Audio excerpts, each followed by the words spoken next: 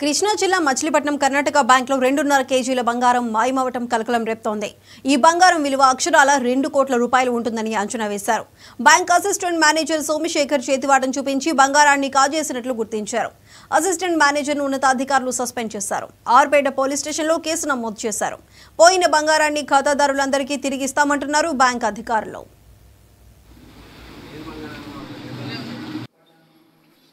Karnataka bank లిమిటెడ్లో ఒక misappropriation case జరిగిందండి. మనకి రిపోర్ట్ ఇచ్చారు వాళ్ళ మేనేజ్మెంట్. దాని మీద మేము ఎఫ్ఐఆర్ రిజిస్టర్ చేశాము.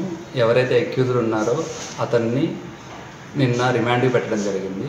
ఇందులో గోల్డ్ ప్యాకెట్స్ ఏవైతే ఉన్నాయో బ్యాంకులో అవి కొన్ని బయట బ్యాంకులు పెట్టుకున్నారు అనేది అభియోగము. దీని మీద మేము ఈ రిమాండ్కి వెళ్ళిన తర్వాత మళ్ళీ కస్టడీలో తీసుకొని విచారించి ఏదైతే ఫ్యాక్ట్స్ ఉన్నాయో దాని మీద ఫైనల్గా మేము ఒక జస్టిఫికేషన్కి వస్తాము.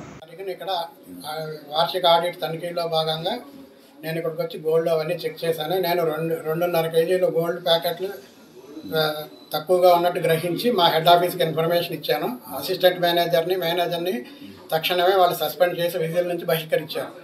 పోలీస్ వారికి మేము కంప్లైంట్ ఇచ్చాము. ఇన్వెస్టిగేషన్ జరుగుతుంది. మేము కూడా సోమవారం నాటికి కరెక్ట్ ఎంత అమౌంట్ పోయింది అన్నది చెప్పగలం. ప్యాకెట్ల వైజ్ ఖాతాదారులు